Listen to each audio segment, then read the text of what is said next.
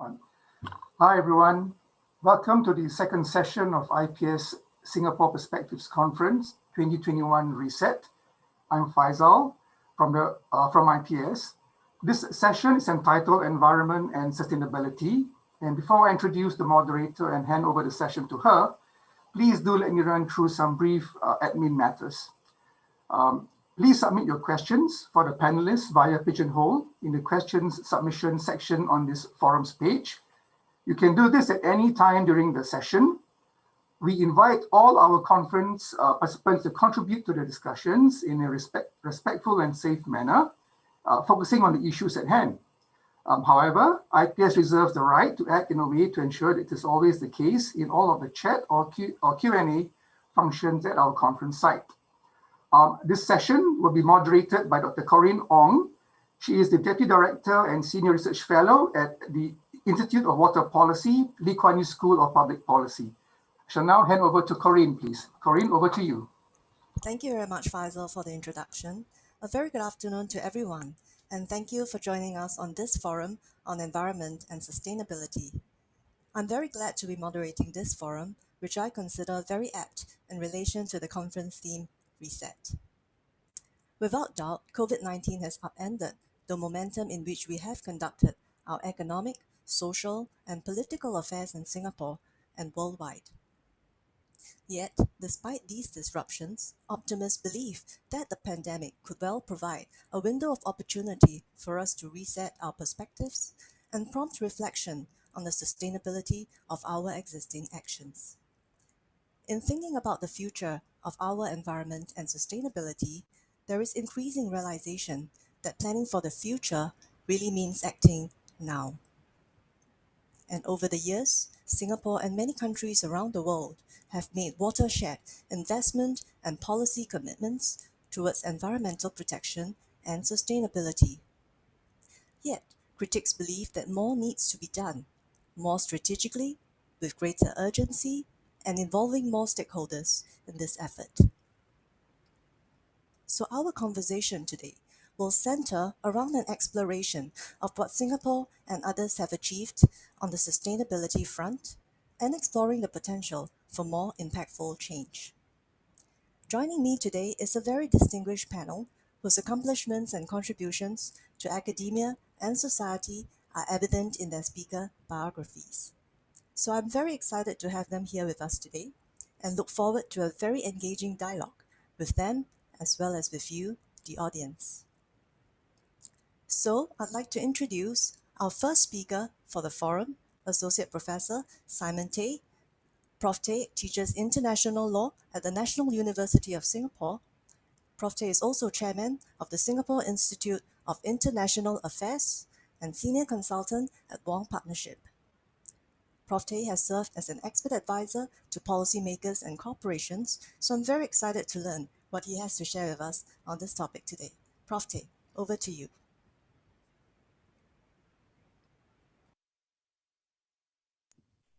Thank you very much, Corinne. Thank you, IPS, for inviting me. It was my pleasure to be in several of the Singapore perspectives for IPS back in the 2000s and earlier, and I'm delighted to return to this forum. In many ways, this topic and the way we discuss it would have been completely impossible a decade ago or even a few years ago. I think, as the title overall says, reset is the right way to look at it. In the 15 minutes I have today, I thought I'd share some of the global, national, and regional impulses and changes that are making this reset possible. And then in particular, I wanted to zoom in of what I think is both a challenge and opportunity for Singapore and ASEAN, where much of my work and the SWIA's work features, and where much of Singapore's economy is and will be. I have a few slides. I hope I can share them with you. Would you put on slide 1, please? Thank you. Oh, that's just me. The next one, please. As I mentioned, I think there really are global, national, and also regional issues at stake in looking forward at climate and sustainability or environment. At the global level, I think this bears little repetition.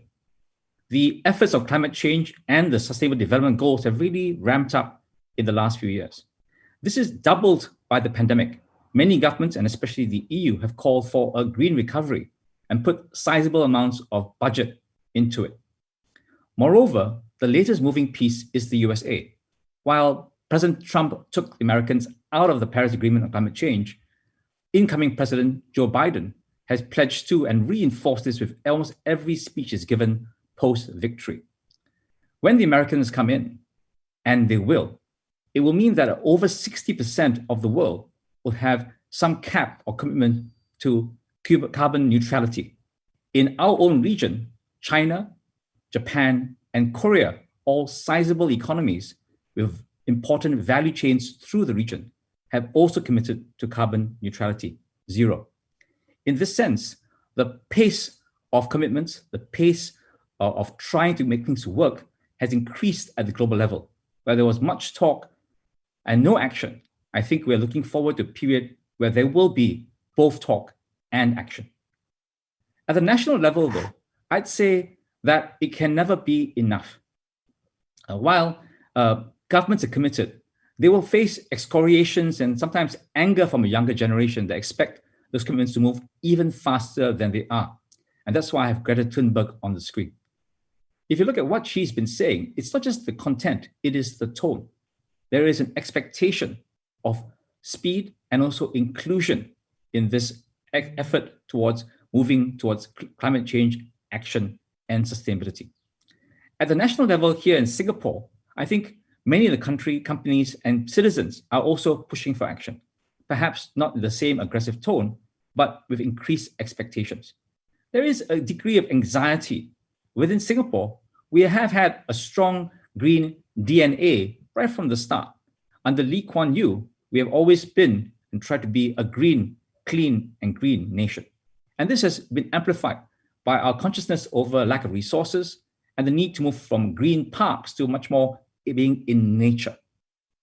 But the critical commitment has been made last year during the National Day rally, 2019, by PM Lee Hsien Loong, when he committed to taking action on climate change and put some baseline numbers and concerns on the table in the largest national forum that Singapore has.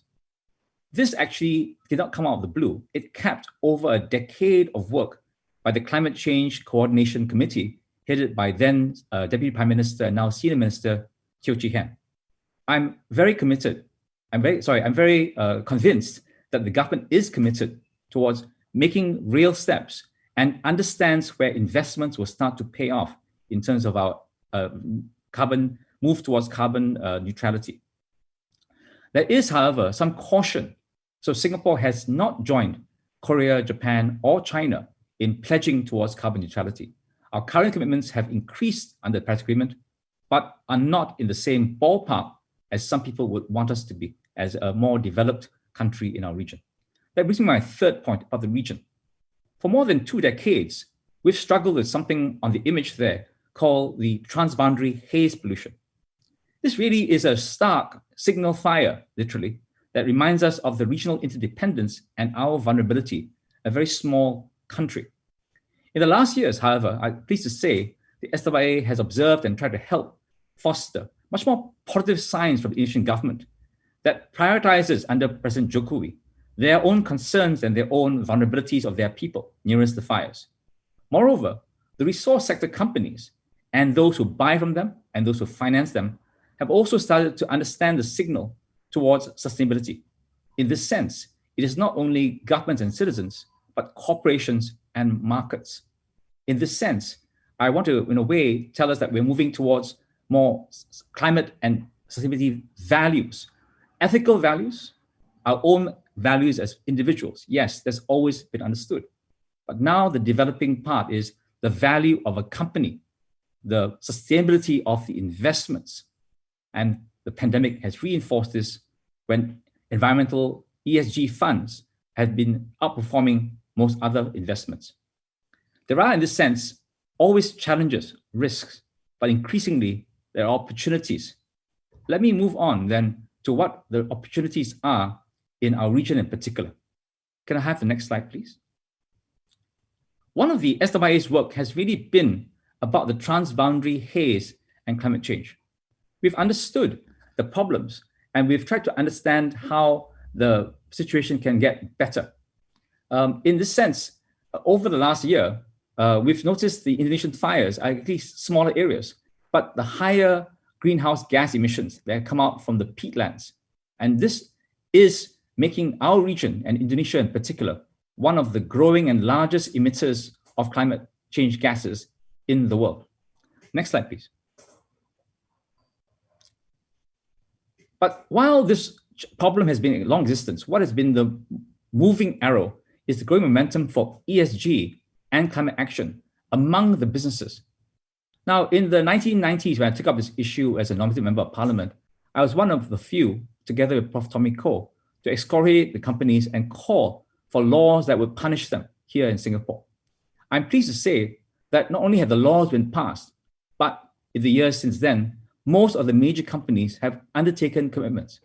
Moreover, in this year's study, the SYA think tank that I chair has found that these commitments continue and continue to be funded by these major companies, even during this downturn that all of us are feeling in the pandemic.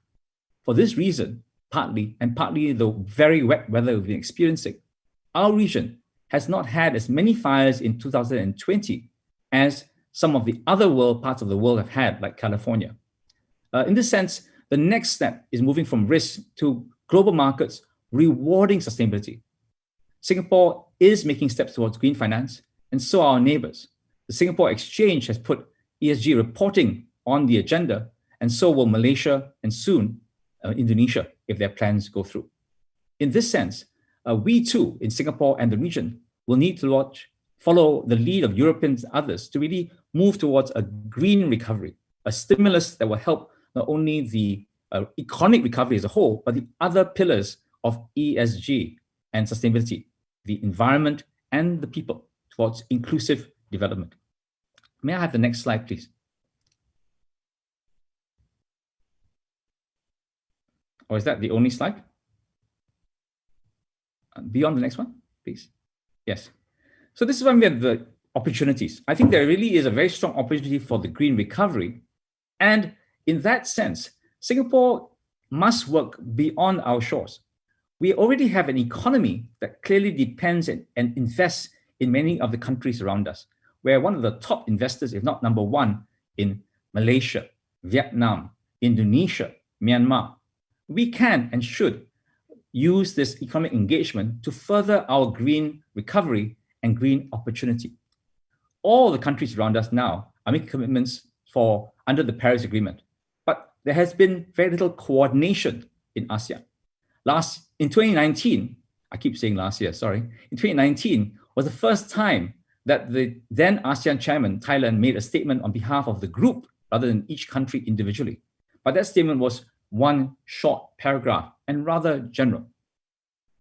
I think one of the great opportunities is for ASEAN to work together to recognize our interdependence and vulnerabilities, and also the opportunities that we as a common market and common investment destination can make on the green front. To get the group moving as a whole, though, we may need bilateral agreements. Singapore has done bilateralism before on trade and investment and should try the approach again in terms of stimulating climate action in the region and carbon markets. We can create the frameworks for opportunities, investments in carbon markets with our nearby neighbors like Indonesia, Myanmar, and even Brunei, which has made sizable commitments to move away from their own carbon fossil fuel economy. In this sense, the forest and nature-based solutions are one place to look, very obviously, but also clean energy. In the last decade, Singapore really ramped up our capabilities to be a leading proponent of solar energy and to finance the installation of solar energy to a region that needs the growth and needs the growth in energy, but hopefully clean energy. I think there's one more slide.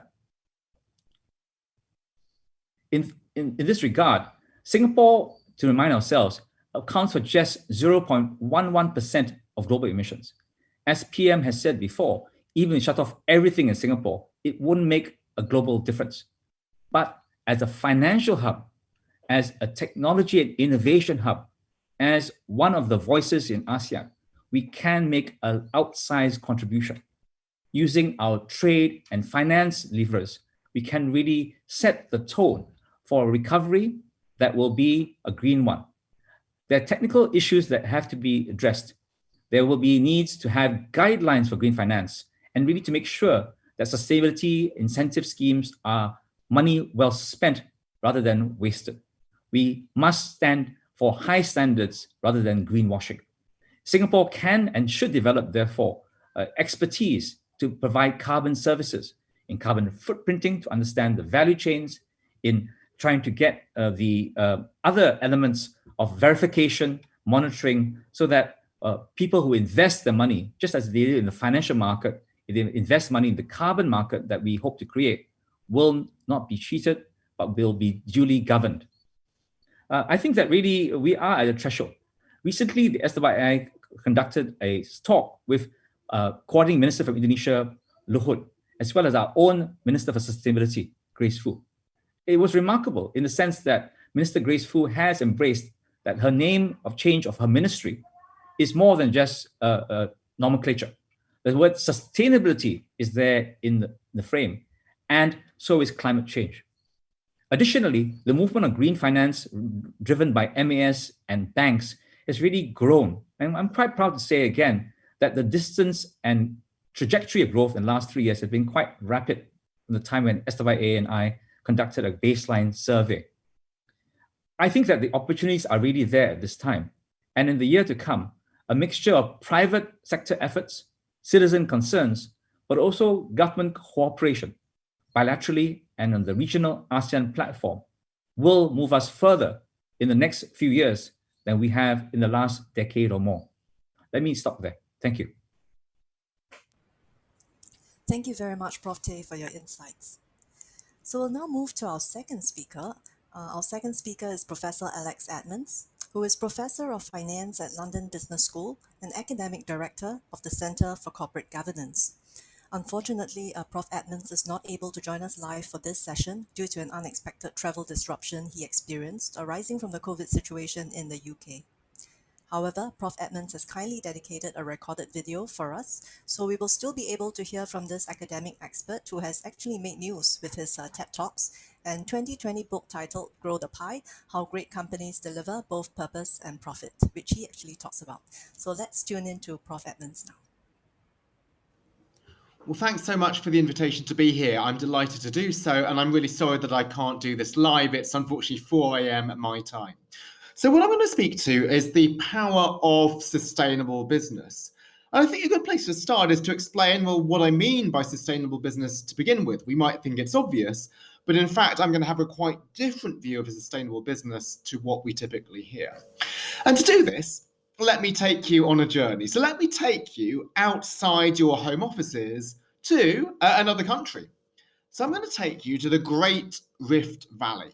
So this stretches across 2 continents and 6,000 kilometers from Lebanon and Asia to Mozambique in Africa. And it has some of the world's highest mountains, but it also has some of the world's deepest lakes. And one of these lakes is called Lake Magadi, which is in the Kenyan stretch of the Great Rift Valley.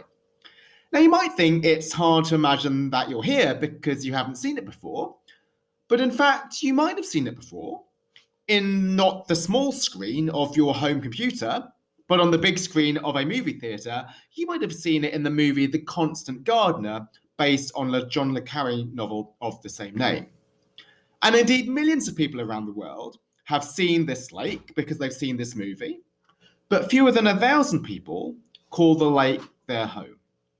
And one of these people is a gentleman called Emmanuel Saronga, who makes a living selling and herding goats. Now, for Emmanuel, it used to be that cash was king. It's cash that he'd get if he sold a goat. He'd have to check that cash at risk of forgery. He'd have to store it at risk of robbery. And to bank that cash, he had to walk to the nearest bank, which was 1 day away. So Emmanuel's life was really tough. Like, he couldn't graze his goats on the greenest pastures. He had to always be within 1 day of a bank. But all of that changed in 2007 due to what I would call a sustainable business. And that sustainable business was Vodafone, the UK telecoms giant. Because in 2007, Vodafone launched M-Pesa, which is a mobile money service in Kenya. And that allowed Kenyans to transfer money using their mobile phones without ever having to deal with cash. And this transformed Emmanuel's life, right? He no longer needs to worry about forgery or robbery. He can graze his goats where he wants to, and he has a record of every single transaction on his phone. And we don't want to make a big thing out of just one story, but large-scale evidence shows that within the first 7 years of the launch of M-Pesa, 200,000 households in Kenya got lifted out of poverty. And many of these households were headed up by women because it allowed them to move from agriculture to business and retail. So there was a big effect on gender parity. So that's one story that I have on Vodafone. But now let me tell you a quite different story. And this different story surrounds taxes. So in 2012, Vodafone became the first telecoms company around the world to release a tax transparency report showing how much tax they were paying to governments worldwide. And that's really important in telecoms because you could choose to locate your licenses in low tax countries. So I've got two questions for everybody here to think about. Which of these decisions created most value for society? That's the first question. And the second is, which of these decisions, if it were not taken, would have led to the most public outrage or worsened Vodafone's CSR rating or reputation? Now, I'm pretty sure that most people would agree with the answers. So, which decision created most value for society? It was the first one. By launching M-Pesa, they lifted 200,000 households out of poverty and contributed towards gender parity. But what would have been the outrage, turning to the second question, if Vodafone had not launched M-Pesa? It would have been nothing. Well, you don't get into trouble for not launching an innovation. Like, nobody would have boycotted Vodafone because they would have never thought it was ever possible to do this crazy idea of banking without a bank. But what is the outrage of not being transparent on tax? It could be huge, right? And indeed, Vodafone themselves had suffered a nationwide boycott of its stores 2 years previously for allegedly dodging tax. So what is the message I'm giving with these two stories? It's to rethink our notion of sustainable business. Like, we often think that sustainability is about the answer to the second question. Do no harm. Don't cheat on taxes. Don't pollute the environment. Don't mistreat your workers. And absolutely, sustainability is about that. That is really, really important. I'm not trying to underplay that. But what I'm doing is I want to shift our thinking on sustainability, because you already knew that companies should do no harm even before hearing my talk. So what I want to do is to provide a different perspective. I want to shift our view on sustainability towards the answer to the first question, because I believe that given the scale of the world's challenges in 2021, it's not enough for a company to just do no harm. It needs to be actively doing good and actively creating value. And so this is linked to the framework I introduced in a recent book. So we often view the value that a company creates as being given by a pie. And that pie can be split either to investors in the form of profits, or to stakeholders of society in the form of higher taxes, higher wages, or lower carbon emissions. And we often think a sustainable company is one that splits the pie fairly, doesn't make too much money, makes sure that there's enough for others to go around. And absolutely, that is part of sustainability. But what I want to stress is this approach to sustainability is limited.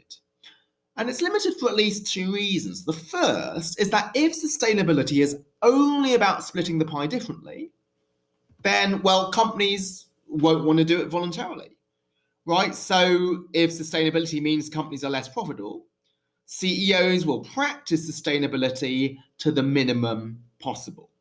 And so the only way that we can impose sustainability is through regulating, but regulation can only lead to compliance with the law rather than CEOs being truly committed. They will just do the minimum possible to not flout the regulation. The second reason why sustainability can't just be about splitting the pie differently is that it's bad for investors. Now, many people might think, I don't care, right? We often like to portray investors as nameless, faceless capitalists. Investors are them, society is us, and if we can take from them and give to us, then it makes people much better off. But investors are not them, they are us. They include parents saving for their children's education, pension funds investing for retirement, and insurance companies funding future claims. So any repurposing of business must take investors seriously. Investors play a critical role in the sustainability of the economy. So this is why my view of business, of sustainability, is it's about growing the pie. It's about actively creating value. Yes, we do want to increase the orange, but we do this not by giving society a greater share of what's already there, but by being relentlessly committed to innovation and excellence and coming up with some crazy ideas, right? Like banking without a bank, and creating value through society with those ideas. And the nice thing about creating value for society in that way, in growing the pie rather than splitting it, is that it's also good for investors. Because Vodafone genuinely launched M-Pesa not to make money, but to solve a social problem. But as a byproduct, Vodafone was able to monetize it, and eventually investors benefited. So I view a sustainable business as one that creates profits only through creating value for society. So let's pick apart this definition. Right, those final 4 words won't be that new to you. You knew that sustainability was about creating value before hearing me talk. But what I want to stress is that it's important to create profits as well, because a sustainable business must be sustainable for investors. But another important word here is only. Right, you can create profits through extracting value from society by polluting the environment, for example. And so the word only means that we start with creating value as the end goal. But if we create value successfully through innovating, through solving social problems, then ultimately a company will become more profitable. So at this point, you might think, well, everything Alex says, that sounds great, but it's a bit too good to be true. Like, where's the evidence? Well, it would be great if indeed companies that were creating value for society were magically more profitable, but that seems like wishful thinking. So this is indeed why most of my work as a professor is to look at the rigorous evidence to show that actually in the data it is the case that companies that serve society are also more profitable. And in the book, I go through all of this evidence, but I'm not going to go through this today because in the interest of time, I want to instead focus on how to put it into practice. How can a company become more sustainable? And so the answer is by being driven by purpose. So what does the word purpose actually mean? It's bandied around a lot, but people often mention it without discussing what it means.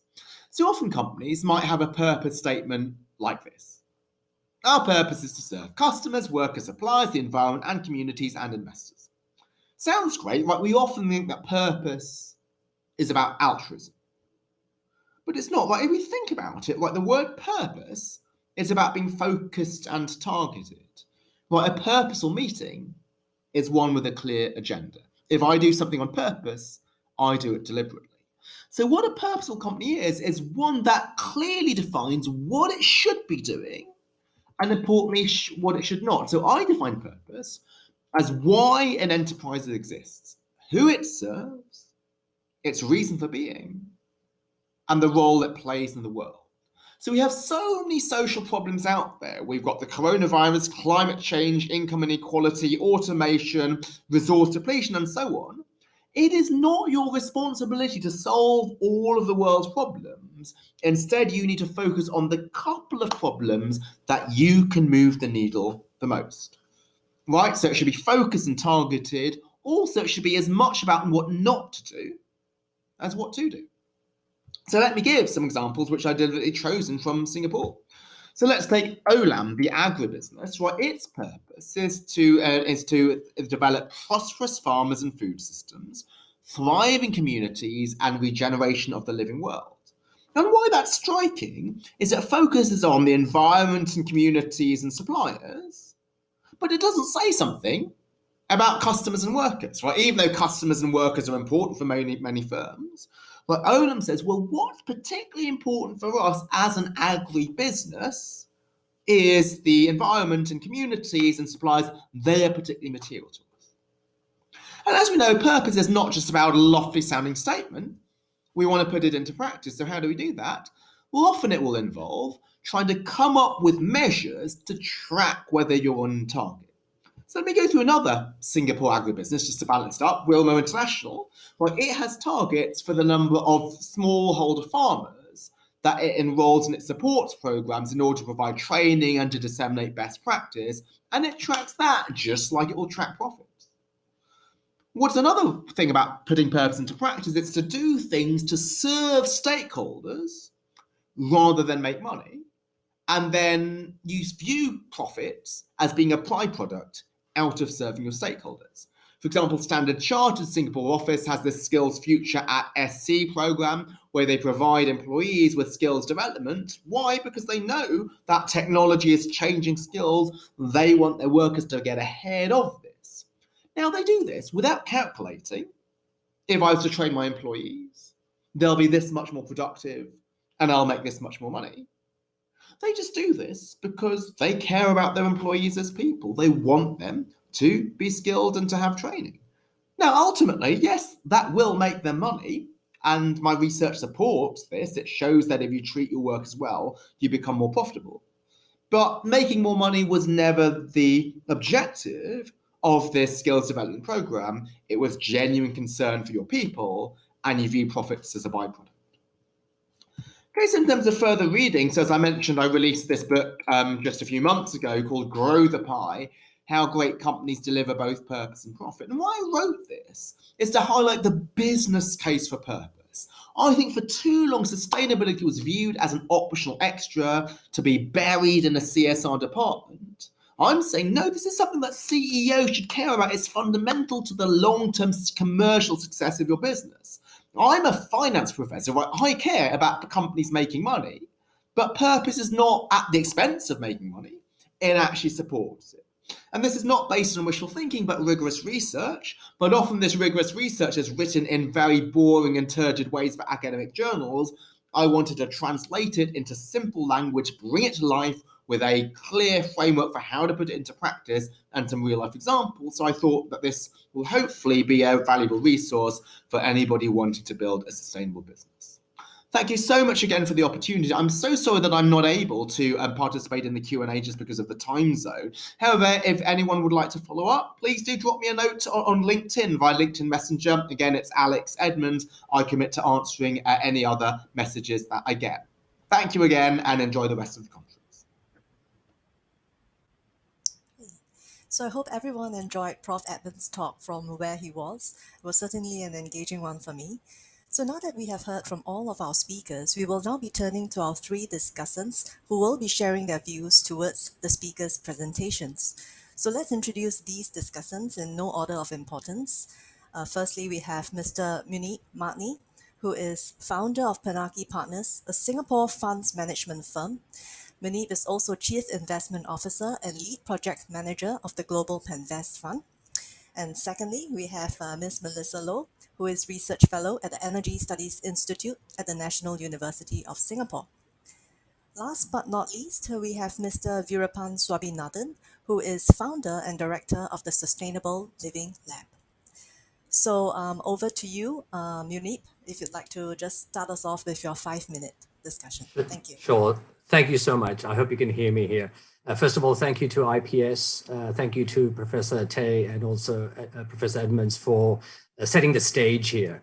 A bit of background, I am one of those nameless, faceless, and in the past, maybe shameless investors that Professor Edmonds talked about, who in the past were argued as being the cause of a lot of the, let's say, unsustainability in our economic and system.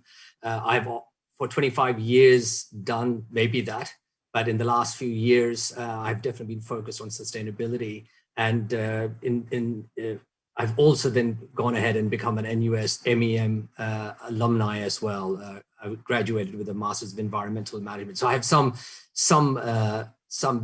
basic backing, I could say, to some of the things that I'm going to share with you today. So one of the things that there's 2 points I'm going to make today on the back of the conversations we've had and the presentations we've had by the 2 professors. First, let me start with saying that I think it's very important, something that Professor Edmonds said, that redefining the notion of sustainability, that has to be done at various levels, especially for practitioners, market practitioners like myself. I'm talking about the investment industry, but in the same vein, if you talk to people who are in industry, manufacturing, policy making, urban design, legislation, everyone needs to redefine sustainability. They need to redefine their theories around what they've been doing for the last 25 years. As an investor, I've had to redefine how risk return is being impacted or is being calculated for companies into my investment theory. I've now included impact into that. In the same vein, if you look at policymakers, whether it be urban design makers, they have to decide how they're going to have to redefine the sustainability theory behind urban design. And this is where, again, once again, I want to thank the theory being tested by researchers such as Professor Tay and also Edmonds, that without the help of institutes such as IPS, SSIA, and even the work from various other academic institutions, without that, practitioners like us would not have the proof for change in our philosophy, our thinking, our theory, and then bring it into practice. So I think that should not be underestimated as a point, that what we're sharing here today, people like myself who've in the past been using different practices now are really embracing, understanding, looking at the proof. It's giving us confidence to take that leap of faith in all our individual sectors. And once again, kudos to the various researchers and academics who give us practitioners that, you could say confidence. The second point very quickly I will make is that purpose. When Alex Edmonds defines purpose in a company, the biggest challenge as a practitioner for myself as an investor is, how do you define purpose for a company? How do you find companies with purpose? And he gave his definition, which is about improving the society. On a practical level, we've taken it another level. What we think as investors is that we want to find companies that make a change in the industry that they're in. Because if you can, as a company, if you are, let's say, a packaging company, if you are a telecom company, if you're even an investment manager like ourselves, if you change the industry that you're in, and in a positive way, you will have a purpose. And that purpose, therefore, can focus your team, focus your philosophy, focus your process, even therefore focus your profit. And I think that's where expecting a company to be perfect is not correct. Expecting a company to have purpose is a definite must. And from, again, that goes back to, for me, for my team, and I'm very happy to have a co-panelist, Melissa Lowe, who's also one of our stewards of purpose for my firm, guiding us, making sure that we as an investment management firm, what can we do that brings best practices into our industry, which is funds management, which then leads to the whole industry changing and therefore leading to purpose. Having a purpose and therefore leading to a better outcome for the society. And with that, I think I will pass on to my co-panelists and happy to answer any questions on the practicality of how we actually give examples. I can give examples later on how we actually find companies with purpose and how they have proven for us to be invaluable in our portfolio. So with that, thank you so much. Thank you very much, Vineet. And thank you for passing the baton over to Melissa. So Melissa, the time is yours. Hi, good afternoon, everyone. Thank you, Dr. Ong and IPS for inviting me to be on this panel. I'm grateful, of course, to Professor Edmonds and Professor Tay for their earlier presentations, and Munib, of course, for his insightful remarks. I would like to focus my short remarks on what a green recovery means for Singapore. As all of you know, COVID-19 has certainly been a shock to the global economy and individuals. We do know now that countries are already demonstrating their commitment to addressing the ongoing climate crisis while working to contain the virus and to manage its impacts. We know that countries around the world want to build back better and ensure a green recovery. But it remains to be seen what this will look like in practice. In broad terms, a green recovery might mean an aggressive shift away from fossil fuels. But for Singapore, it can be much more than that. It means building up capabilities for a competitive and sustainable low carbon future. The goal as we navigate through this pandemic should be to ensure an inclusive and climate resilient transition. As Prof. Tay earlier mentioned, the Singapore government moved quickly to ensure that such plans are on paper and on track. In March last year, 2020, Singapore submitted its enhanced nationally determined contributions to peak emissions at 65 million tons of CO2 equivalent around 2030, and its long-term low emissions development strategy to halve emissions from its 2030 peak, 65 million tons of CO2 equivalent to 33 million tons CO2 equivalent by 2050, with a view to achieving net zero emissions as soon as viable in the second half of the century. Major fiscal packages were created, drawing down nearly $100 billion from past reserves this financial year to help Singaporeans tide over and position the country for future growth and to support a competitive transition to a greener future. The Ministry of Sustainability and the Environment, formerly known as the Ministry of Environment and Water Resources, has said that it plans to create 4,000 new and upgraded green jobs this year and 55,000 over the next decade as Singapore pursues sustainable development. Where are these jobs going to come from, you ask? Jobs are likely to open up in environmental services and the food and agri-technology industries as Singapore hopes also to enhance food security amid the pandemic. The question remains, however, do we have the deep expertise in climate science and environmental technologies to reduce emissions at the scale and speed that we want? And indeed, maybe a second question is required. Is expertise enough to ensure a smooth green recovery? So realistically, reducing emissions in an absolute fashion is challenging for Singapore. As companies here pivot away from fossil fuels and towards lower carbon alternatives, we can be sure that job cuts and the need to retrain workers to go into other industries will be important. It's in fact already a reality and will need to be addressed very quickly. Identifying retrenched workers from fossil-related industries and ascertaining such desire to be reskilled into other jobs is not a given. It's extremely challenging. Much depends on the role of these workers and whether their skill sets are currently transferable, say for instance to the clean technology sector that we talk about a lot. A green recovery can only happen if we aggressively develop new capabilities and expertise for both immediate and long-term needs, so that Singapore can be at the forefront of green innovation. I mean, one immediate, what we call low-hanging fruit that can happen right now is to prepare our families, educational institutions, and individuals for the change that's happening or coming. Everyone needs to be on board with the message that green-collar jobs and a clean economic recovery is essential to building back better, as well as achieving Singapore's climate goals, which will have to be enhanced again in 5 years' time. That's under the Paris Agreement. COVID-19 has revealed that society places emphasis on measures of success that go beyond GDP growth, including happiness, health, equality for all, for citizens and non-citizens alike. So instead of only saying that we need to create jobs for Singaporeans and lay the foundations for future growth and improve long-term competitiveness, we should also qualify that such jobs should be inclusive and they take into consideration our position on climate change. We must not shy away from difficult conversations. Singapore is a small, open, and trade-dependent nation, and so we should expect such trade-offs, including those that require us to choose between economic growth, sustaining middle-income jobs, such as the ones that Senior Minister Tharman mentioned this morning, and emissions reduction. But the key is to have those important conversations so that we can find innovative solutions together. We must do this if we want such recovery to be truly inclusive.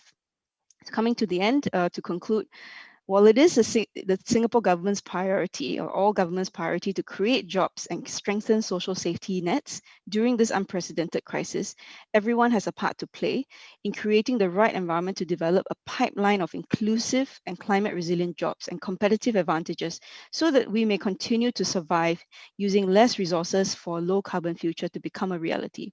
A green recovery doesn't mean anything if we come out of this pandemic with the same mindset and actions as before. And so, therefore, as a society, we should begin by thinking critically and acting more consciously so that we can recover better. Thank you. And I'm happy to pass the time on to my colleague Vera for his remarks. Thank you. Yes, Vera, over to you, please. All right, thanks very much, Dr. Ong, thank you, Melissa, and the insightful speakers before me for their comments. So as a brief introduction, I consult in the space between sustainability, technology innovation, and community development. And much of the work involves bringing together multiple stakeholders, MNCs, local SMEs, government agencies, and communities to pursue SDG projects in Asia. So for my remarks, I will basically focus on the role of innovation technology as we pursue a green recovery in Singapore. So I think, like many of you know, Singapore's technology innovation hub, and there are many exciting things happening in technology space, especially when it comes to sustainability. So three of those areas which I'll talk about is about food. We have alternative proteins from urban agriculture. We have energy. We are trying to phase out internal combustion engines. There's a promise of a hydrogen economy that will hopefully replace the carbon economy that we have. And also we have digital marketplaces to distribute energy as well. In terms of waste, a lot of work is happening in terms of material recovery from electronic waste, recovering from food, from plastics, and so on. But of course, we must temper our enthusiasm. I think one of the things technology space is there's always something new and shiny happening, but they always come with their own set of trade-offs. And I think as we consider some of these new developments, we need to think about the increase in energy use that we expect. So as it is, urban agriculture and the manufacturing of alternative proteins and data centers, all of these are using more energy than traditional agriculture, than in the internet data centers as they used to be. So I think we must keep an eye on that. We also need to keep an eye on the health impact. So what is the long-term health impact, for example, of alternative proteins, about intensive digital technology use? I think we can see that overnight, right, not say overnight, but over the last year, in fact, not just adults, but even kids, right, have been using digital technologies and so on. In fact, I read about this joke that basically said that the kid has 5 Zoom meetings in a day and wishes that some of these were actually emails, right? So these are conversations happening younger, but what is the impact of that in terms of the mental health, in terms of the emotional development or social development of people? And of course, I think one of the things is access availability, which we have always known hasn't been there, and COVID-19 simply exposed and accelerated that lack of access and that lack of availability. So similarly, in sustainable food, energy, jobs, will it only be available for those who are economically privileged? I think these are questions that are worth considering as we look at technology. Now, the other aspect of it is innovation, right? I think one of the things in innovation philosophy that we need to really think about as we move towards a green recovery is moving from the language of exploitation to the language of regeneration. So what do I mean by that, right? So when you talk about exploitation in innovation, it's about like, oh, let's conquer a marketplace, let's go, capture this and capture that. That kind of aggressive, exploitative language is a lot to do with how we actually approach some of these things. Now, as we try to widen the space for including people in the innovation process, I think we need to think also about regeneration. And the concept of regeneration is not new. It comes from permaculture from the 70s and earlier. And it's the idea that whatever activities that we're doing to develop new solutions to problems that are emerging, we do so in a way that we don't create more problems, or we do so in a way that tends to improve the current situation as it is. A good example I talk about regeneration is some of the soil. As we try and grow plants, crops, and try to increase the intensity of it, are we keeping the soil healthy? Are we packing nutrients back in there? So some companies are doing great work in this area. For example, one of these projects that I've learned about is about Interface. Interface has their factory as a forest, as they call it. That's what the project name is. And the idea is to build a regenerative factory. So ideas like that and the underlying philosophy of innovation, I believe, has to change. Another exciting area, of course, is in the space of circular economy. I think circular economy has become more mainstream today. It's really about closed-loop manufacturing, remanufacturing, repair. And I think the Accelerated Process Responsibility Act the Singapore government has passed is a great sign, a great step that actually we're taking this seriously as a country. Circular economy also means that every product that today is physical, we got to think about how that product can be delivered as a service, how we can move from physical to digital, and so on. And last but not least, the 3P partnership model is something that we know works, but we also know is very difficult to do. I think in this context, while Singapore is small, what we can serve is a role as a catalyst, as an initiator of such 3P projects to signpost the way for others in terms of how we can work together and deliver some of these complex projects to very complex problems in a way that tells others, hey, you can do it this way too, and so that our country can also benefit from not just the green recovery of Singapore, but the green recovery of the region and the world at large. Thank you. Thank you very much, Vera. So we've actually now entered the Q&A segment of this forum, and what I'd like to do would be actually to share with you share with the speaker as well as the discussant some of the questions that have emerged in the Pigeonhole, and I'll probably ask the one that stands out to me the most, and I think that can be addressed by Munib, if you do not mind. And so Damien is the person who wrote this question, and he asked, is environmental sustainability actually for the financially able, right, for the able? So he said that Prof. Edmonds actually talked about big MNCs, and Munib yourself also started focusing on environment and sustainability after making it in your earlier career. So is it actually cost effective then for SMEs to practice environment and sustainability? Sure. So I think one of the things that people have to keep in mind, whether you're a small company like us, SME, medium to large enterprise, or even a mega MNC, your environmental footprint, you should know.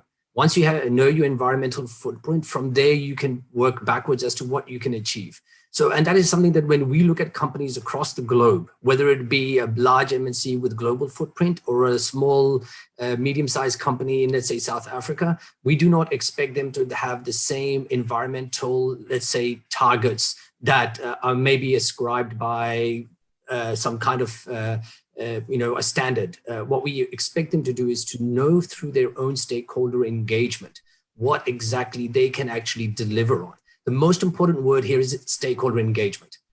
If you haven't, as a company, whether it's an SME, a small company like ourselves, or even a large MNC, if you have not done a stakeholder engagement, the chances of you even knowing what you can do or cannot do in terms of environmental impact cannot be done.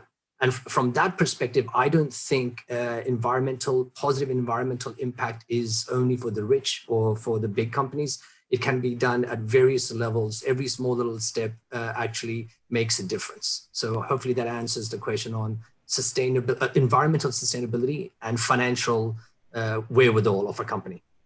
Yes, and thank you very much, Munib. I think Simon? Can I chip in on this? I started very broad, but Estebai and I have also worked on the question of SMEs, innovation, and how to basically help move change. I think the questioner has a good point. Many of the growth stories will be about the bigger company because they have the capacity to engage stakeholders, think through their options, generate new options, create technologies. What Olam and Wilmar have done really set a benchmark. But one of the changes is that whether those changes the big companies make will trickle down the supply chain. So Olam, for example, and Wilmar deal not only with their own products they grow, but a lot of smallholders. The resource sector, like palm oil, is often really millions of smallholders trickling up the supply chain. And even on preventing fires or preventing harm, it's easier for the big companies to do it. And the critical part is to help trickle down that chain into the smallholders. Similarly for innovation. One of Olam's challenges and opportunities is to create distribution of their data about how the farmers can grow.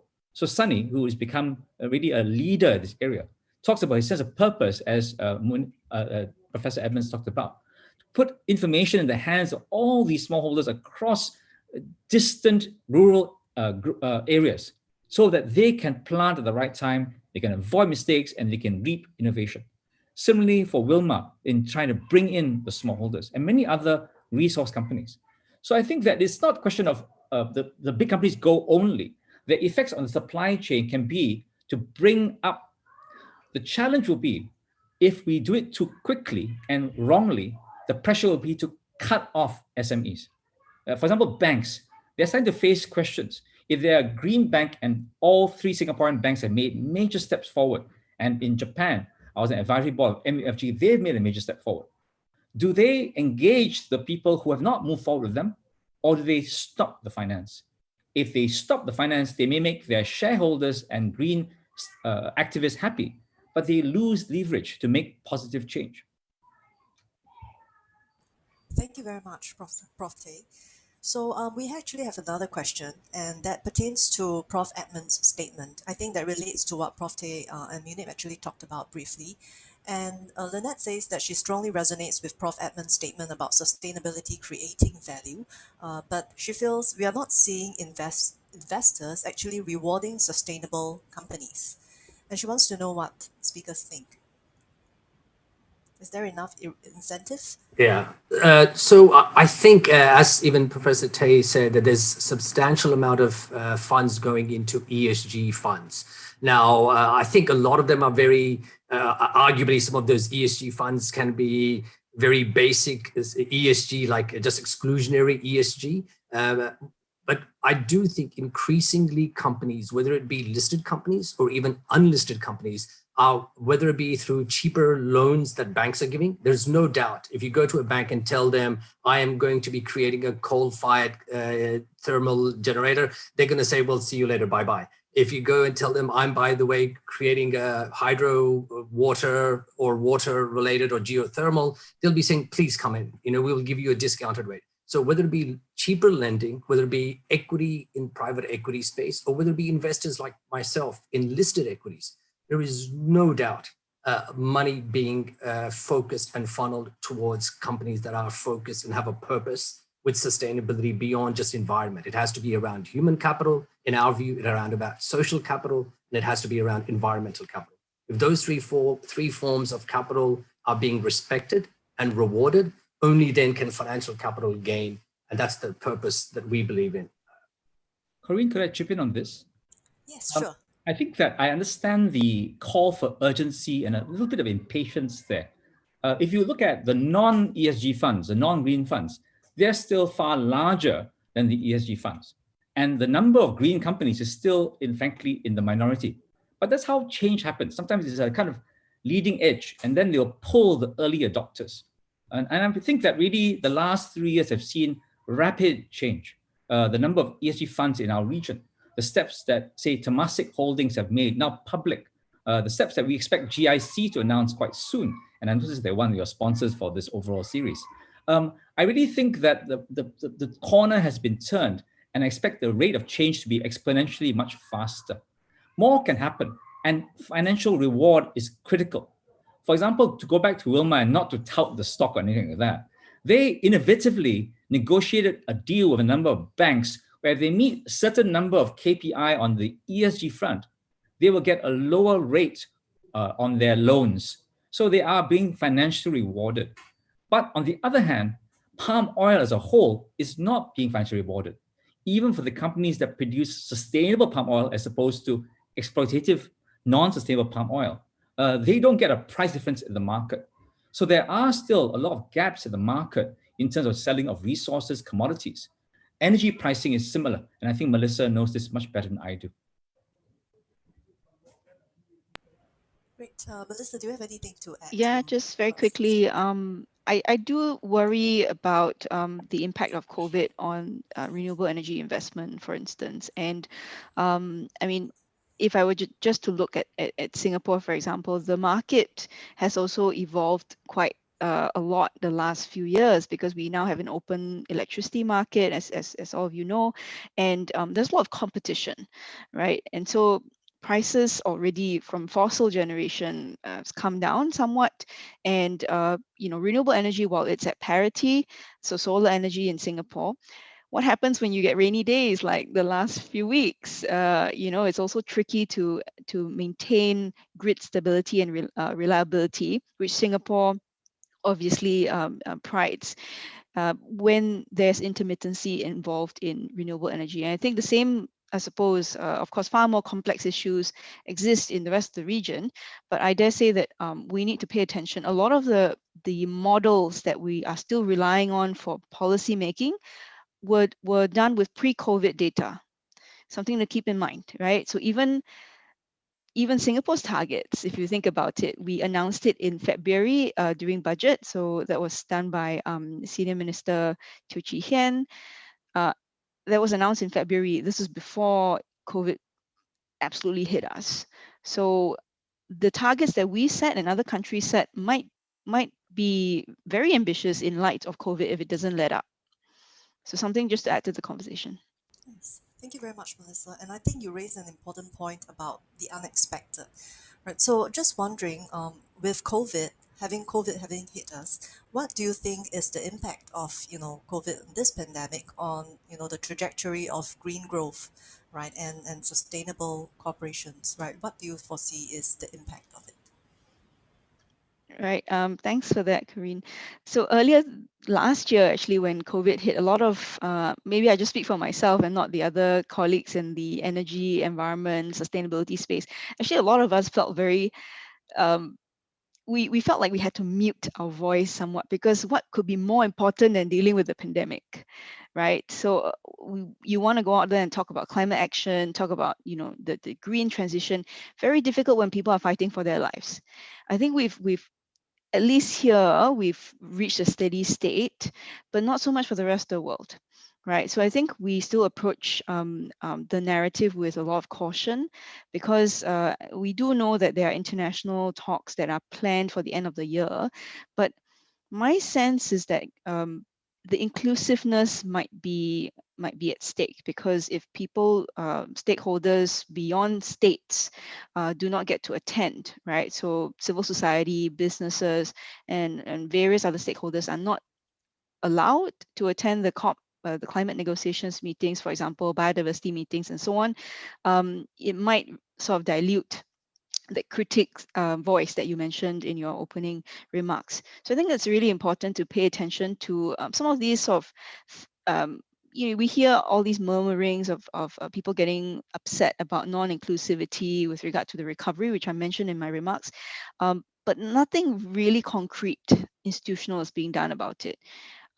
So I think the pace would have to be adjusted, because once people start to realize that inclusivity is very important, I think this will probably slow down the pace of green growth in a way, because to include inclusiveness, essentially.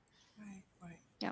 Very important insights. Mm. And just wondering also to Simon and Munib, right? Do you think the pandemic would actually spark a mindset of short-termism among companies as they are trying to rebound, right, from the crisis economically, and therefore might have a trade-off with sustainability? Simon or Munib, any one of you can go ahead. Vera, would you like to go first? No, please, Professor, you go ahead. Okay. I think what Melissa said in your question is a real danger. That's why I meant that we are kind of an important juncture or inflection point. We either get better, or we really will be in first this crisis, we'll muddle through this crisis, and then we'll bump into another longer term crisis called the climate change effects, which are already starting to be felt and visible. But I am slightly more optimistic than Melissa, at least today, where I think that there are ways to twin the two. In a lot of our discussion about resilience, producing things nearer will avoid carbon. Some of the jobs that can be created in the green economy can be very inclusive. For example, there are a number of people who are trying to retrofit solar panels and other energy-saving devices in more temperate countries. And this can be done by fairly skilled, but not really rocket scientists. It can be a trained, basically skill to help of these kits to help mass adoption of energy-saving devices.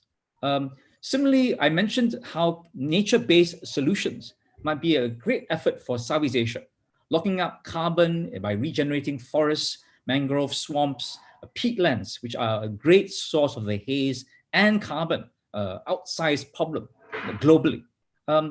This regeneration isn't by professors like me going and volunteering to dig canals. It will be about bringing livelihoods and rewards to the local rural communities to really give them another source of income besides growing sustainable crops. So I think that while the danger is there, we have to recognize it and enable and push forward the solutions that both help recovering the pandemic and the economic recovery from the pandemic, together with the greener, lower carbon solutions. So while we've not mentioned sustainability as much as we have climate so far, I think that's important because sustainability brings in that human dimension. Those laborers, those workers, the citizens who need protection from the pandemic, as well as the climate change crisis that is emerging. Thank you very much, Simon. You need to have anything to add? Yes, well, I'm a very optimistic person. You can see behind me is to infinity and beyond. So, I'm going to be the most optimistic and finish on an optimism note. I actually think 20 years from now, and without taking away from the pandemic that we are living through now and many people are suffering through, if I look 20 years out, I'm very optimistic around the green energy. The genie is out of the bag. The whole decarbonization, the whole idea of how hydrogen can be used, how electric vehicles can be used in Singapore. And I'm talking about Singapore here, that I do think we have got some really good momentum within Singapore, even with COVID and the government having to deal with COVID. Beyond that, we are going to see a very good decarbonization policy and process and eventual actualization within Singapore within the next 20, 30 years. So I do think we will hit our NDC targets. Melissa, I hope we do. Thank you, Vineet and Simon. So I think there is actually quite an interesting question from the audience. Actually, more than one person has asked the question of how the government can actually play a part in encouraging more sustainable businesses to get up right in this ecosystem. And maybe Vera, would you like to make any comments on this? Sure. I mean, I'm not from the government, so I think this will merely come from an advisory standpoint in terms of what I've seen work elsewhere. I think, of course, I mean, governments in most cases play a regulatory role to set up the framework for it, and particularly in Singapore, there's another tool, which is the tool of the grants, right, which they often use to great effect.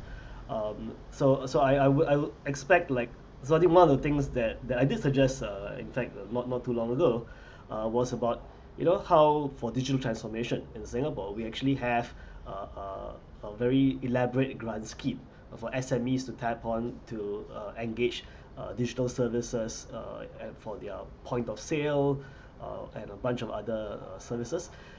Something similar we could consider and we could roll out for SMEs in the green transformation space. I think that's something worth considering. Of course, there may not be as many or as rich variety of solutions available for the average SME to pick and choose. But I think those are mechanics that can be worked through.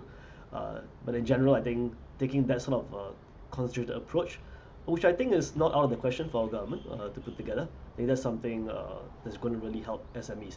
I work at a lot of SMEs through my banking clients, and one of the things that they always, or rather the SMEs who I work with mention is that they want stuff that is ready to go because they don't have a lot of time to think about it, right? So they need stuff that's pre-packaged, a little bit plug and play, And so I think solutions like that will tend to work better because SMEs are generally smaller, especially in decision-making capacity, and they just want to run with it, right? They want to go with it. They're not thinking too far ahead. Thank you, Vera. Yes, Simon. Can I just chip in on this as brief as I can? I think I agree with Vera about setting the standards and the laws. But I think in this sense, I differ a bit from Professor Edmonds. I don't want to overlook this in our region and Singapore. Those ESG reporting standards are relatively new in Singapore. We need to drill down still further, and we need to get assurance that the companies really are not just a matter of policy, but putting them into practice. So the verification, monitoring, and clear reporting remain essential in Singapore and across our region. Without this, the green investments won't really come because you might just be buying into greenwash, a lot of PR, nothing wrong with PR per se, but just only PR rather than actual substance. But the government is also, especially in Singapore, a large landowner, a building owner, a procurer of services. So obviously it has to practice what it preaches. I would look forward to Singapore government rolling out a number of efforts in their own holdings. And that's why I mentioned Temasek and GIC. Additionally, we already know that in Singapore's infrastructure plans, we plan to escalate Changi Airport. Of course, it's been delayed, pandemic, but it remains a long-term goal. We'll have a mega port at Tuas. These should become hallmark projects, hallmarks for efficiency, innovation, reliability, and also sustainability and low carbon. In the past, airports and ports have always been attacked for their carbon miles. So I think that really we need to demonstrate in our own sort of anchor projects here in Singapore that the next generation of infrastructure can really be green. And then when we do that, we should go to the market, as DPM Heng Swee Keat has said, and look for funding for this rather than from taxes, and create a green finance market with real depth and anchored to the steady returns of these landmark projects here in Singapore. Thank you very much, Simon. So, Vera, I actually have a follow-up question. Just wondering, from your experience in the space of innovation and green growth, do you have any thoughts or even examples, right, of some projects that you think have great potential to be launched, right, and to be actually supported by the government, right, or any other investor in that sense? Right. So I mean, the one of the perils of working in my space that you can't usually name all the people you work with, right? So I will talk about this fictional packaging company. They're a very large packaging company in the world. And one of the things that they quickly realized is, at least about 2 years back, is that the time for single-use plastics, is soon to be over. The clock is running out on them. And they took a global effort to actually figure out what would be the next evolution of their company itself. From a producer of single-use plastics and single-use packaging to one that basically provides services for reusable packaging. It's a big shift. It's a multi-billion-dollar company, and it's a huge shift for them to consider that. I think so thinking of a company of that standpoint, I mean, such a company is not going to engage activities because the government wants to do X, Y, and Z. They do it for their own survival, right? That's the starting point. And then I guess the question that our government has is that if you want to invite such companies, you want to invite such organizations, you want to encourage them to pursue those dreams, those transformation initiatives in Singapore, then what can we offer, right, as a country to such organizations? Then I think I will probably follow up with what Prof. Tay mentioned about creating the environment, the ecosystem, and the landmark projects that signal that we are welcome for these things. And of course, when those companies are actually here, having the talent, the space, and all the things that you need whenever you want companies to come in here to actually develop those projects. But more importantly, I think I spent some time in intellectual property. It's also about the IP regime behind some of these things, and to be able to protect and also distribute some of these technologies. Many companies who come to Singapore for such innovation projects, they view Singapore simply as a stepping stone. And it's not a bad thing. And it's not a bad thing that at least they consider us a stepping stone, but a stepping stone to the larger region. I think we need to take our leadership role in this context, this very specific context, quite seriously. I feel sometimes that we may not really position ourselves that way out of respect for our neighbors, or maybe some of the reasons. But I think if we truly want to signal to the world that we are a gateway for some of these specific types of initiatives and projects, then there's a lot we could do in that respect. Thank you, Vera. I thought that's a really excellent point, and it was a question that came up for me as well, because the Singapore National Climate Change Secretariat indicates that Singapore has the potential to develop into a green growth hub, right? So this was actually explicitly mentioned. So I was interested to know how that vision, would look like in practice to all of the speakers and discussants. To you, what is your view of that? If I could begin, and perhaps on the most general one, I think that really our strengths come in as Singapore as a place of partnerships and also like sort of experimental lab space. Now, I don't mean to quibble about words, but we want to be more than like just a gateway for people just pass through. We want to make sure that they are rooted here in Singapore, and where possible, we start and curate partnerships with multinationals who partner with the local company of Singapore, and then go out into the region. So it's sort of two parties, and then a third country collaboration of embedding it, say in Myanmar or whichever country partner there is. We can do this in new technologies, and sometimes there will be requirements for regulatory shifts. For example, autonomous vehicles, right? So Singapore is committed to do that, and the Smart City Initiative, therefore, should be studied, rolled out into other urban spaces across Asia, where possible, through partnerships. So the government has to be enabling this, the partnerships in Singapore with foreign companies and Singaporean companies, and then the export of these goods and services and policy initiatives across the region. I think that will be the critical step to really making Singapore a green, more than a hub, just a green generator of growth. And you're right, I think there is a lot of mixed calls in the region. Sometimes Singaporeans sometimes see too aggressive for our neighbors. They might resent us. They feel they can go direct to the markets. But other times people recognize the value we can bring and add, not just as a middleman, but really create that value added. And that will be the critical part for Singapore's participation in the greening of our region. Thank you very much, Simon. So it sounds like you are in accord with Vera on that as well, to bring Singapore more than being just a middleman, but actually being a major hub. And particularly in investment and finance, and not just technology. Right. Thank you. Munib and Melissa, any views on this vision? I'm curious to know how. Yeah, I'm going to be slightly controversial here, if I may.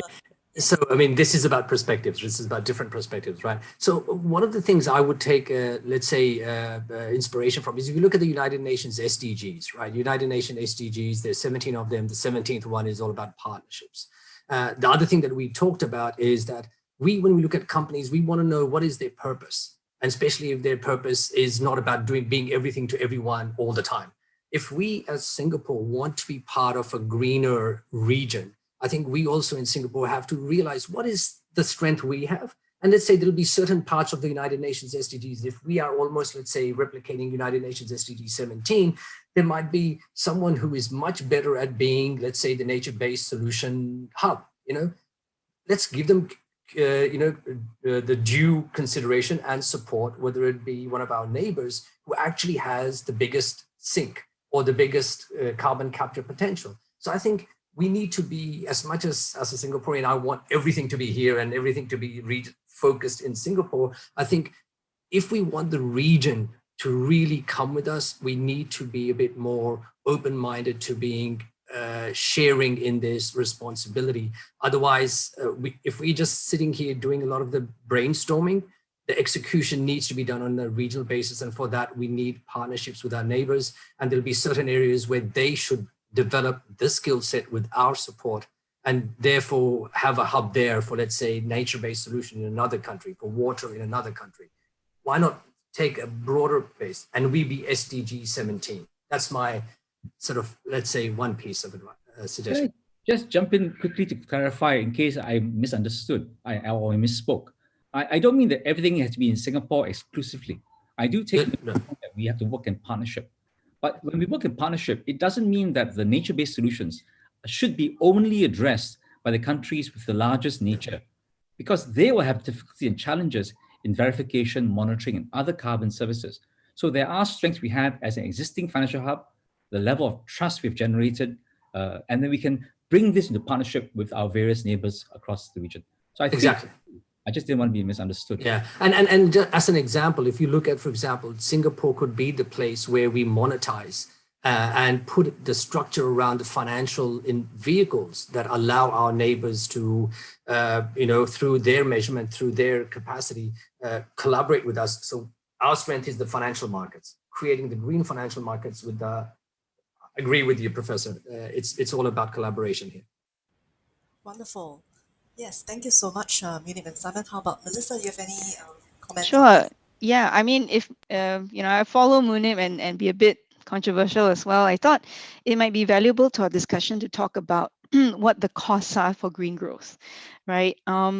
Particularly energy. I think somebody raised in the questions about data centers, for example. I thought that's a really interesting point, because it may well be true, right, that when we invite major companies to come here and set up shop, it comes with a cost, and a lot of times it comes at an energy price. Emissions will increase as well, to the point where I think the person who asked the question is alluding to the fact that Singapore had to issue a moratorium on new data centers because it would likely exceed our energy capacity, for example, power generation capacity. While we are at a point today where we have excess capacity, nearly 2 times the amount of energy generation capacity, this is likely to be eaten up almost completely by the new data centers coming on board. So we need to keep in mind that green growth, even if they are green data centers, what is the trajectory for Singapore in the long term? It doesn't make sense to me anyway, if the share of the pie of energy and emissions keeps growing. Well, in the context of the target, we plan to peak at 65. So there's still room for growth actually. I think in 2017, Singapore's emissions was at 51 million tons. So we're still planning for growth. And I think that's what, in some ways, a lot of people still don't understand, that we're not actually moving towards absolute reduction just yet. We're moving towards an decrease in the rate of increase, right? So I worry a lot about what we're teaching, kids in schools, and because sometimes even simple math or projections like that can be quite challenging. To be honest, even when I first started in research, it was a bit of a challenging concept. Right? I'm not a math, I'm not from well, not very strong in math anyway, but I think this is logic, and we need to pay attention to some of these trade-offs that I talked about. Another thing that I thought would be helpful to think about is the kind of pressures that are on our government to achieve this target, right? And I have a little bit of anxiety over, when we talk about climate change, climate action, nobody really has a monopoly on it, right? Everyone has a part to play. And I worry because I see some of the tone and some of the discussion, maybe even a climate motion coming up in Parliament, that this issue could be overly politicized. I certainly do not hope that climate change becomes a bipartisan issue or excessively politicized in Singapore. Very worrying if this is a trend that continues. I think we should all try and work together. Actually, I know there's immense pressure on the government, politicians to speak up about climate change, but I don't think it warrants us fighting over what needs to be done. In fact, we should actually be working together and coming up with the solutions. Yeah. Thank you, Melissa. That's a very important message, I think, there. So I'd like to just quickly move back to the pigeonhole, where we actually have one question here, and I thought that would be really a nice wrap up to this session. So the question is from Christopher, and he's asking, what, in the panel's view, are the best game changers that will drive behavioral change by people, by businesses and by governments acting across borders to adopt sustainable practices in our lives? So what are the best game changers that will drive behavioral change?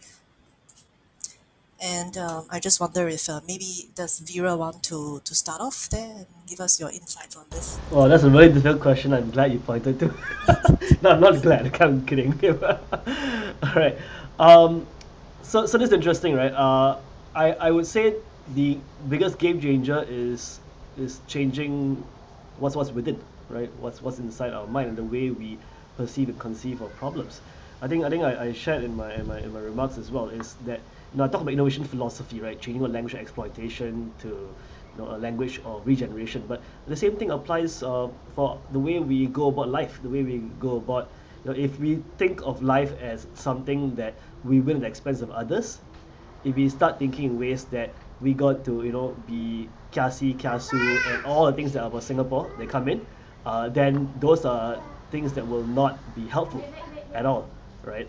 So I think that's what that would be my response to that question. Thank you very much, Vera. Very engaging indeed. And does anyone else maybe what do you think about game changers? And then we'll move on to Simon. Just one word: education. Education. Okay. To the point, yes. Simon. I wish I could have only one word. Can I squeeze in a few more? Yes, please. I think one will be education and generational change. I'm 60. In my generation, sustainability and climate weren't very clearly understood or emphasized. But I detect a real sea change in the younger people. It's much more normal to be concerned about the future climate change and sustainability. The second is that beyond this sense of values or purpose, we must reward values in the other sense. Companies that are innovative, that are watching ESG, that are doing the right thing, have to be rewarded. That's their goal. I think in many points, though he's not here for the Q&A, Professor Edmonds said things which are understood and in fact accepted by many of us at the change level. We have to really look to finance, investment, and the overall market to reward and recognize and not really punish, but also nudge, quite forcibly nudge the reluctant companies to make a change. And this is going to happen. In this sense, our region is really right.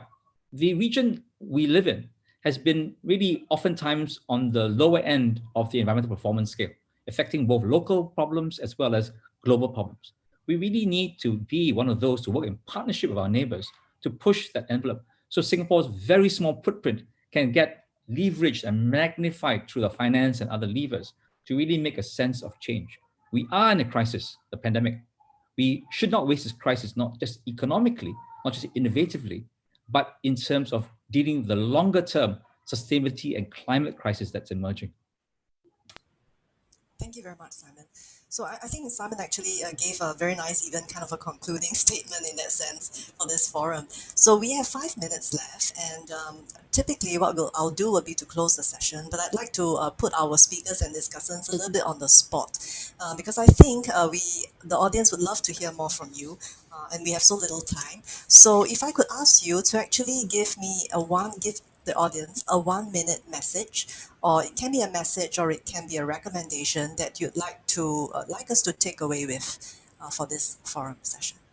So I just leave it to anyone who'd like to start, who is ready to go. If not, maybe I can nominate Munib. Munib looks ready to go to infinity and beyond. To infinity and beyond. Yes. So I think going back to just elaborating, basically, I think education and personal education, that's and personal purpose. We talk about purpose. This whole discussion, thanks to Alex, was also around corporate purpose. But what's our personal purpose? And I think once we are well educated and in terms of not only, in my case, financial capital, but human capital, social capital, the environmental capital as an investor, same with an industry player, a policymaker. If in a professional context and also in a personal context, let's educate ourselves and then redefine our professional and personal purpose. That would be my one advice, is please take 2021 to refine your purpose. Thank you. Thank you. Wonderful. Thank you, Munib. Simon, 1 minute. Well, I think I agree with Munib, but additionally, I guess my heart of my presentation was that Singapore is well suited to make a change for ourselves. There will be challenges, but the critical challenge was whether we can move not just our own economy, but really have that influence across the region. We must be green at home and increase our capacity, our innovativeness, etc. But we must use that to move the wider region, to have a sense of partnership and positive influence on a win-win basis. Excellent summary. Thank you very much, Simon. And Vera, over to you.